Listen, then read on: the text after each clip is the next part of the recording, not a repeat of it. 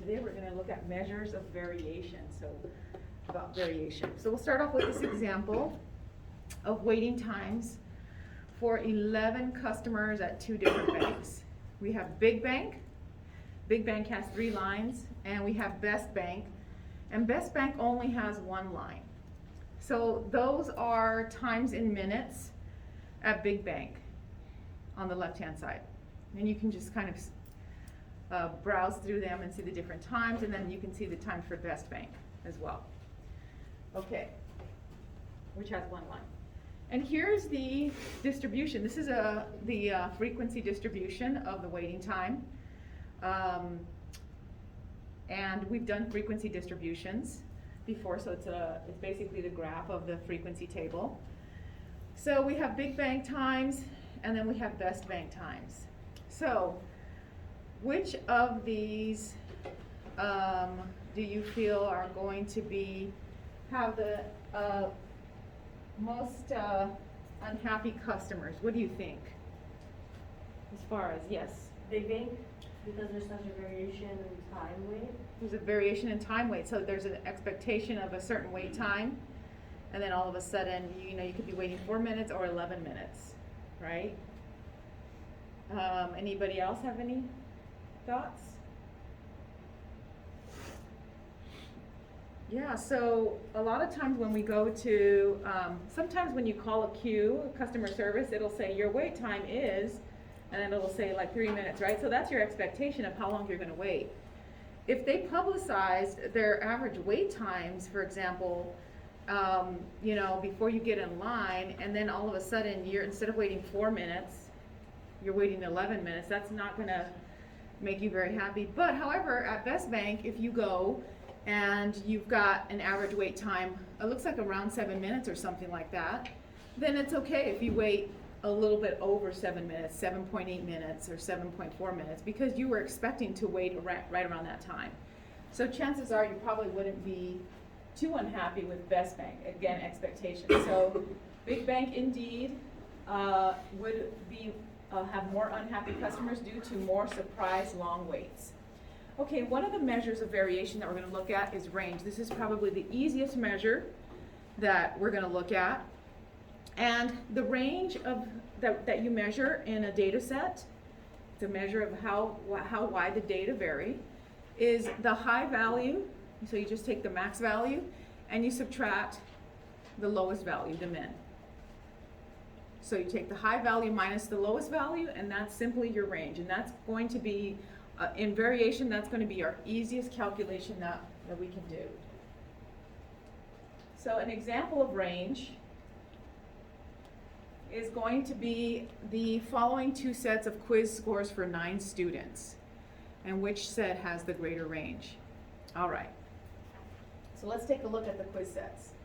So we have quiz 1 and quiz 2. We can already see quiz 1 has one person that scored a 1 and the rest of them scored a 10. And then quiz 2, it goes from 2 all the way to 10. Okay, so we take a look at, so they want to know which one has the greater range. Again, the data for range, the calculation for range is high value minus low value. So quiz 1, what's the range for quiz 1?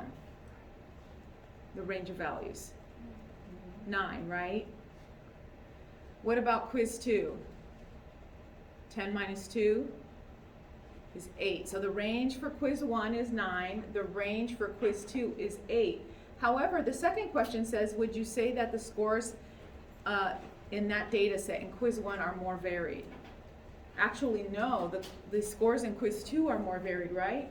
The scores in quiz 1, even though the range is 9 and it's higher, the variation there is much more apparent in quiz 2 results, because it's 2, 3, there isn't anything similar. They vary much more greatly than in quiz 1. There's more variation. Okay, so range, again, high value minus the low value.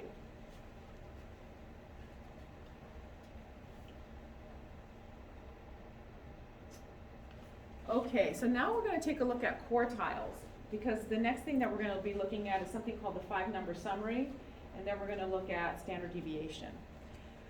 So the lower quartile, or is also called the first quartile. It's also mentioned in other places as the 25th percentile, or the 25th percentile, so it's the first quartile. It divides the lowest fourth of the data set from the upper 3/4. So it's the lowest 25% from the upper 75%. So it's called the lower quartile. A lot of times people will call it the first quartile. And in the median, it's basically the median of the data values in the lower half of the data set. It's the median. Do you remember how to calculate median? If you have a lower half of your data set, you would find the middle value, the median, after it's ordered. Okay, so that's the lower quartile. Then we have the middle quartile, or also called the second quartile or the 50th percentile, the middle quartile. That's just basically the median of your data set. So the median, again, is calculated. You have to place your data in order. But if we're using our calculator like we did last week, where we learned how to make the inputs, and we don't have to order our data manually. We can actually just do it within the calculator. And then we have the upper quartile, or the third quartile, also known as the 75th percentile. It divides the lower 3/4 from the upper fourth, or the upper 25% of your data. So it's the opposite of the lower quartile. So you have the lower quartile, the middle quartile, and the upper quartile. Now the upper quartile is going to be the median of the data set values in the upper half of the data set. So the lower quartile is the median of the lower half. The upper quartile is the median of the upper half of your data set.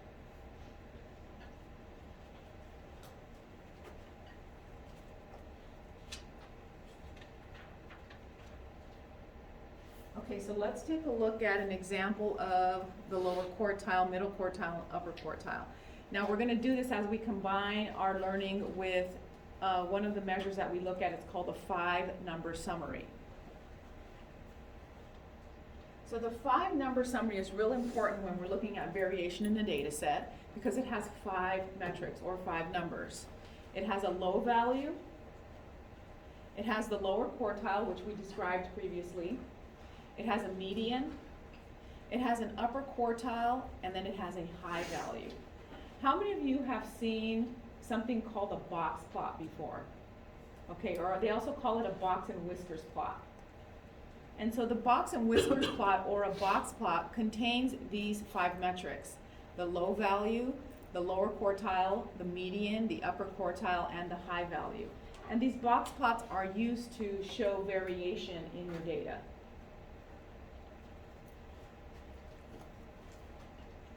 And just what I mentioned, the box plot shows basically the 5-number summaries visually. And so it's a rectangular box, and it's got the upper, lower, and upper quartiles, and then a line marking the median. And then on the end, and we'll see a visual of this, it has these quote-unquote whiskers extending to the low and the high values.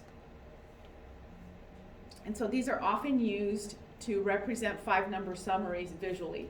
Just like we use bar charts or histograms to represent frequency distributions, or pie charts to represent like percentages, we can use something called the box plot to represent our 5-number summary.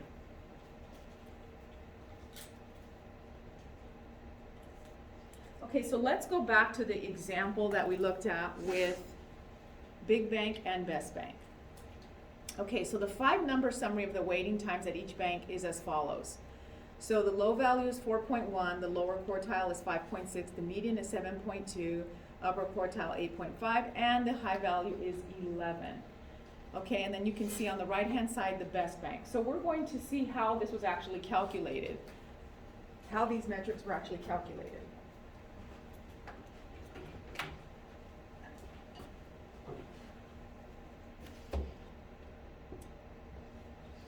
Let me see if on the next slide we actually have that. Okay, so we don't have the actual process on how it was done, but I'm going to show you, and I'll leave this up, and you can see the box plots here. So you can see here, this one is Big Bank. Okay, so you have your low value here, you have your lower quartile, your median, your upper quartile, and your high value. So here they draw a box, so they did the lower quartile and the upper quartile, draw a line right in the middle where the median is, and then you circle around it or square the box around it, and these parts right here represent what they call the whiskers, so box and whiskers plot. And then you can see this tiny one right here. So you can see that the distance from here to here is much larger, and it's kind of spread out wider.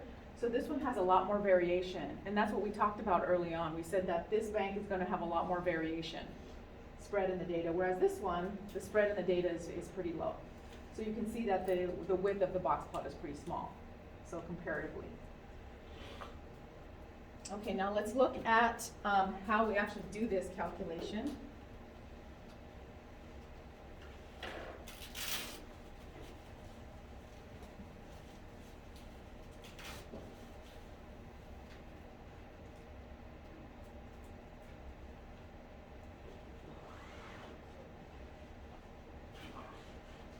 Okay, so the nice thing about this is that the data are ordered for me. And when I say that, I mean in numerical order from smallest to largest. So I don't have to do that manually because I'm going to do this step manually, this process manually by hand. So I don't have to do that. So that's a good thing. And why is that important? Is because we're finding medians. And when you find medians of data set, your data sets have to be ordered, especially if you're doing it by hand. Okay. So let's take a look at this data is ordered, so very easily I can extract the low value of 4.1 and the high value of 11. So I already have two of my metrics. I have the low value and the high value. Now what I need to do is I need to find the lower quartile or the first quartile. Now if you recall from the definition of the first quartile, it is the median of the lower half of my data set. So let me break my data in half. How many data values do I have? 1, 2, 3, 4, 5, 6, 7, 8, 9, 10, 11. Okay, so I have an odd set of numbers. So my median is actually going to be dividing this right out of here.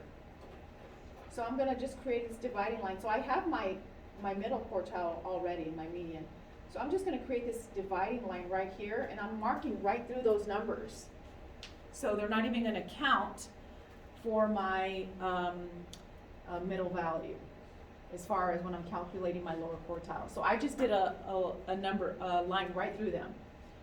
And now what I'm going to do to find the first quartile, I'm going to choose the median of the lower half of my data set. So this is the lower half, this is the upper half of my data set. The first quartile is the median of the lower half of my data set. If this is the lower half, what's the median? 5.6, right? It's the number that's right in the middle. So that is my first quartile. So I have low, I have high, I have first quartile or lower quartile value. Now I need my median. Well, my median is right here. That was the line that we drew through that data value. So my median is 7.2. And now this is my upper half of my data. This is the upper half. So I need my upper quartile value. That upper quartile value, if I look at the upper half, not including this value here, so I take that out, it's going to be these values. The upper half of that data is 8.5.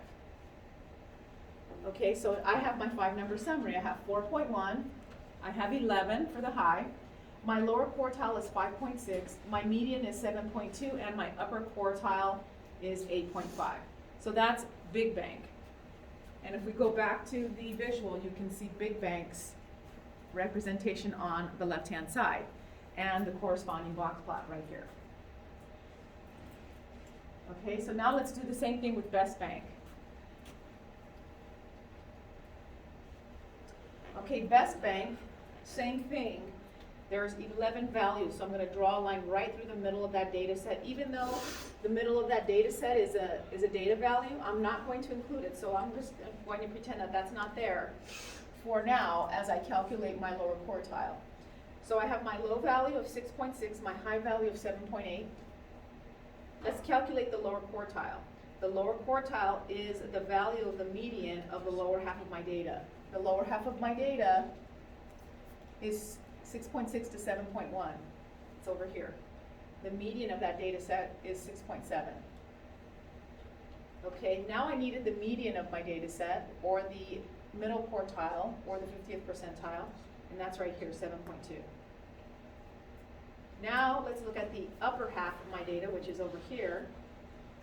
The upper half of my data is 7.3, 7.4, all the way to 7.8. So the median of that data set is 7.7. So I have my 5 data values now that I need for my 5-number summary.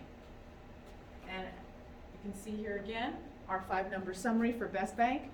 Low value 6.6, the lower quartile was 6.7. The median is 7.2, the upper quartile is 7.7, and the high value is 7.8, and you can see the corresponding box plot right here. Notice that these values on the box plot are approximately right at where they would be here, right? So like 6.6, if you go down here, that's right around here. 6.7, kind of go down, it's about right here. 7.2 is a little more than 7, so it's about right here. So they're marked accordingly according to this grid here on the bottom, as far as wait times. So you can't just go and draw your box plot any which way but loose. You basically have to follow your plot here to make sure that you're at least approximately equivalent on your scale here.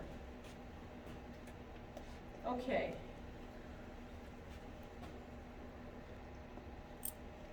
Okay, so here we have another set, and there's 20 data values in each set.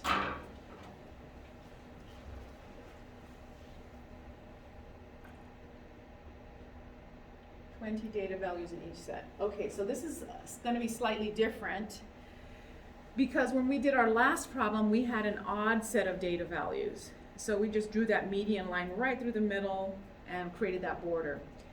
With 20, because it's even, we actually have to create our own little border ourselves.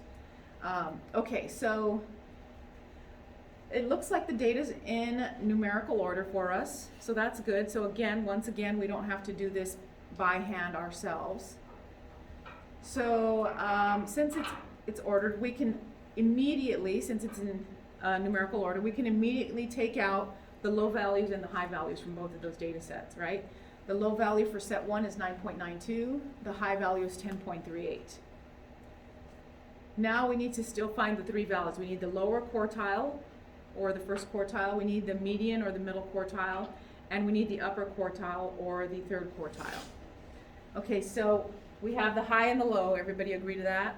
Okay, now let's find the lower quartile. So the lower quartile of my data, because there's 20 values, I have a total of 20. I have 10 here and 10 here. So the median is going to be calculated slightly different. The middle is the median data value is actually going to be a value that we create. Do you remember how to calculate the median of an even data set? Yes. You take the 2 values in the middle and calculate the average. You average the 2 middle values. Well, the 2 middle values happen to be this value here and that value over there, 10.14, right? Those are the 2 middle values of my data set.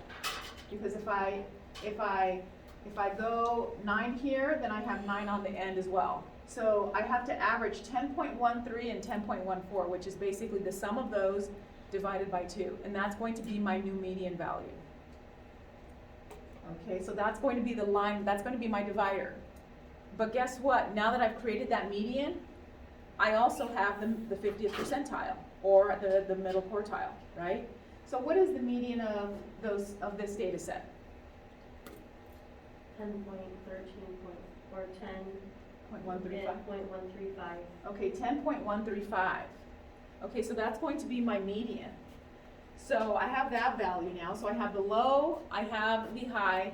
We just calculated the median, and so now we have that border that divides our data set, and that's going to be 10.135.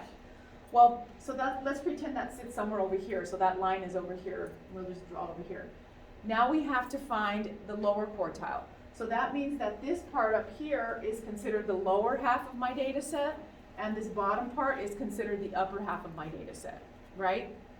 And so the lower quartile is the median of my lower half of my data set. So I have 10 values in my upper half. So how do I find the median of those data values? Same thing we did with the median. It's the same thing that we did with finding the median of the entire data set.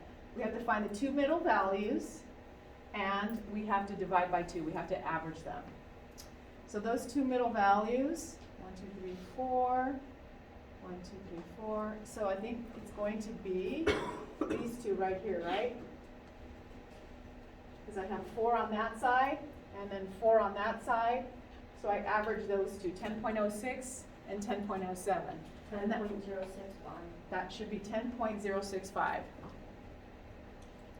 Okay, so far so good? So we have the lower quartile. So we have the low, we have the high. You calculated the median as 10.135. You did the lower quartile, 10.065. Now we have to do the upper quartile, which is going to be the median of the upper half of my data set. So the upper half of my data set is going to be the average, the median of those two is going to be the average of those two. And that's going to be something different than, okay, so we had between here and here, 10.065. And then this one is, if I add those two up, did anybody do it yet?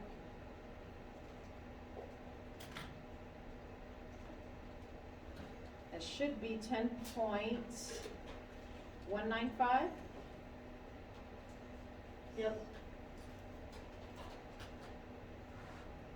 Okay, so I have my low value, I have my high value, I have my median that we calculated as 10.135, my lower quartile, which is the median of my data set, and here's the upper quartile or the third quartile, which is the median of my upper half of my data set. Okay, does that make sense? We have the 5-number summary there. So the 5-number summary is here. 9.92 is my low, my lower quartile is 10.065, the median is 10.135, upper quartile is 10.195, and the high is 10.38. Okay, now let's do the same thing with the second set of data. And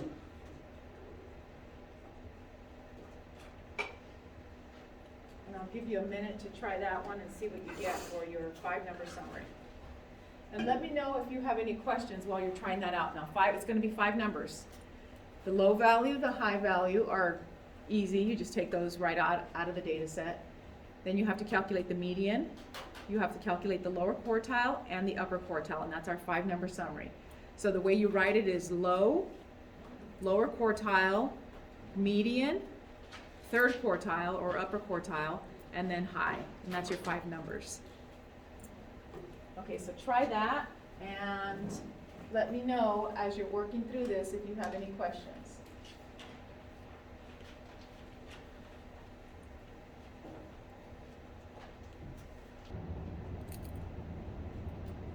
All right, so let's look at this data set, and we already have 2 values that we can extract from the data set, right? The low and the high. So the low is the 9.89 and the high is 12, so that's good. Now, because this is an even data set, to calculate the median of our data set, we actually have to average 10.98 and 11.05, right? Because those are the 2 middle values. So to calculate the median or the 50th percentile or the middle quartile, we have to average these 2 values, this value, and you should get 11.015. 11.015 for your median. Okay, and so that becomes our border, our barrier for our lower half and our upper half of our data. So the 11.015 is out here somewhere, and it's just kind of sitting out there as our border or our line for our lower half and our upper half. So the median of the lower half of the data is going to be our lower quartile. So that means we're going to be averaging these 2 values here. So the first quartile or the lower quartile once we average those, we should get 10.38. 10.38. We have the median, 11.015, so that's the next metric, or the middle quartile. And the upper quartile is going to be the median of the upper half of my data set, which is going to be the average of these two values. The average of 11.55 and 11.76 should be 11.655. So overall, we have these two 5-number summaries. These two 5-number summaries, and then I can show you what the box plots look like. Now again, when you draw a box plot, you have your low value as the whisker on the end, your high value as another whisker, and then you have the lower quartile and the upper quartile, and you draw a box around that, and then you create a line for the median. So I'll show you what that looks like.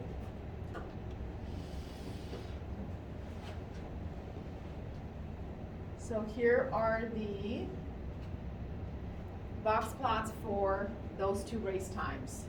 You can see that this box plot is much wider, so there's a lot more variation in those race times for that second set of data.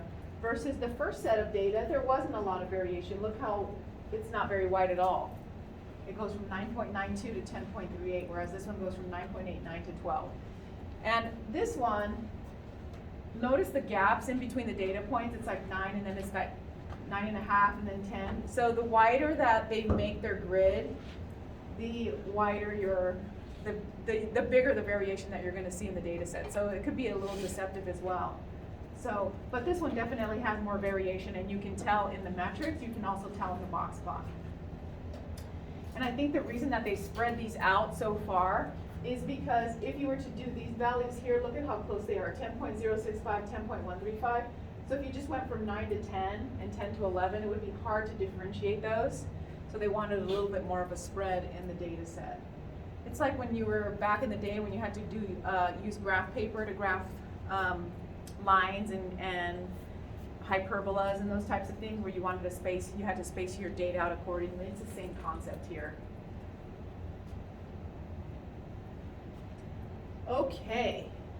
How do you feel about those? Do you feel like you can find you want to do one more example? And that way you can test your knowledge? Okay. Let's test your knowledge, and we'll do one more example. And I'm taking this example from this data set from another book, so don't pay attention to the instructions that they have here.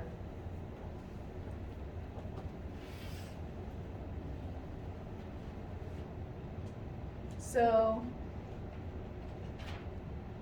the instructions say to construct an array, but we're just going to use these data values that you see up here. 1, 2, 3, 4, 5, 6, 7 data values, and we're going to create a 5-number summary. Now, notice something about these data values. Does anybody notice something about them? They're not in order. So you have to place them in order before you start your 5-number summary, because you'll need to do that to find your median. And if they're not in order, then if you take the middle of the data set, right now the middle of the data set is this, right? If you put them in order, it might not be the case. Okay, so you'll want to order this data set before you actually do the 5-number summary.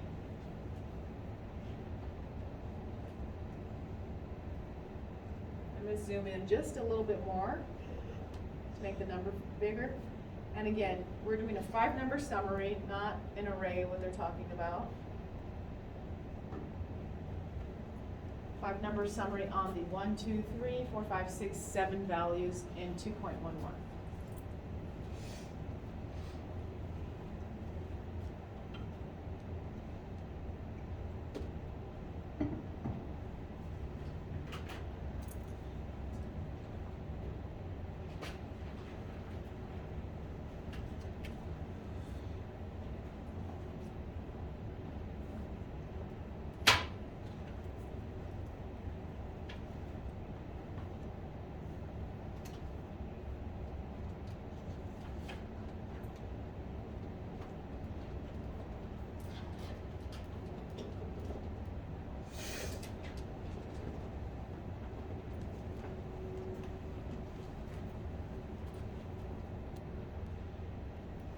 Okay, so let's put those in order. So we have this data set here, and now I'm going to put them in order. And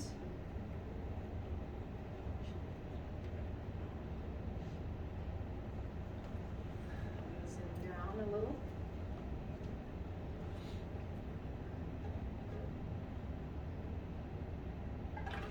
Okay, so is that the same order that you got?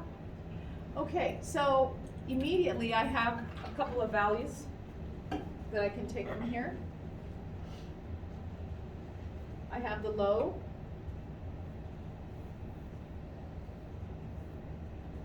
and I know I have the lower quartile here, the median, my upper quartile, and my high.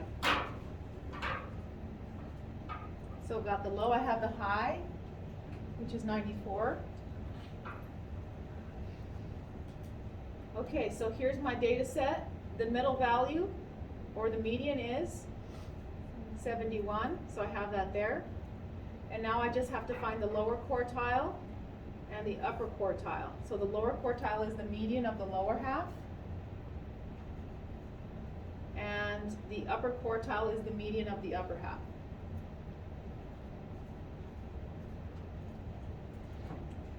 All right, so that's my 5-number summary. Okay, so now we did all of that manually. So now we're going to do version 2 of this. And if you end up watching this video, it's going to be in the second half of the video where we're doing the 5-number summary using our time value money solver. So I'm going to go back to the big bank, best bank example. Not time value of money solver, our Texas Instruments. So I'm going to go back to that big bank, best bank example that we used in the very beginning. And we're going to do 5-number summaries using our calculators, and I'll show you how to do that. And you can see how much quicker you can actually get to your answers using your 5-number summary. And we've actually done this. We've actually used this process, but you probably weren't aware of what you were looking at inside that list of values. Okay.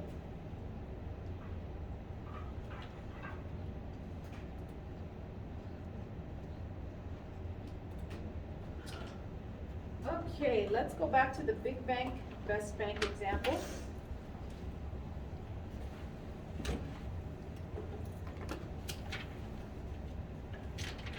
That was the first example that we looked at. So what I'm going to do is I'm going to start by entering those data values in my list. Do you remember the lists that we did? Okay, so I'm going to go to Stat, hit the Stat button, and I want to edit. So last week we were only looking at one list. This week we're going to be looking at 2 lists because we have to compare 2 data values. And if you recall, in order for me to erase those values, I scroll up and I hit the value that says clear, and I just hit enter from there. So now I have a blank list 1, a blank list 2. So for the big bank, I'm going to enter my big bank values here.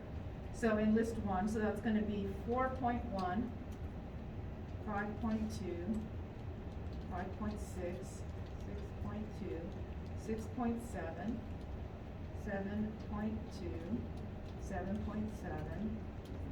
and again 7.7, and 8.5, and 9.3, and 11.0.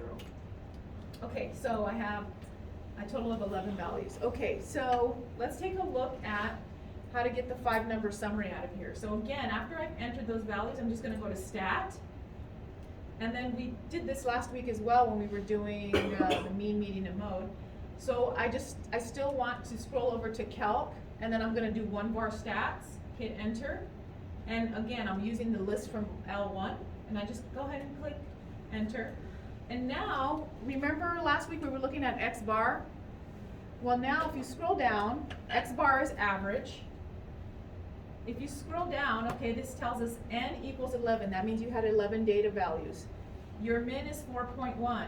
Your Q1 is your lower quartile. Your median is your middle quartile. Your Q3 is your upper quartile. And then you have your max. And there's your 5-number summary. 4.1, 5.6, 7.2, 8.5, and 11.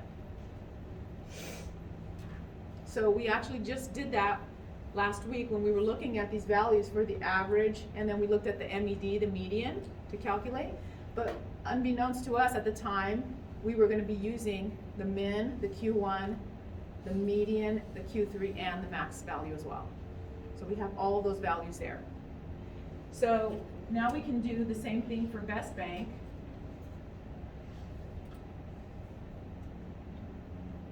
Now I'm going to go ahead and I can put them in L2 if I want. I'll go ahead and put them in L2 and I'll show you how you can just change it. Okay, so this is going to be 6.6, 6.7, 6.7,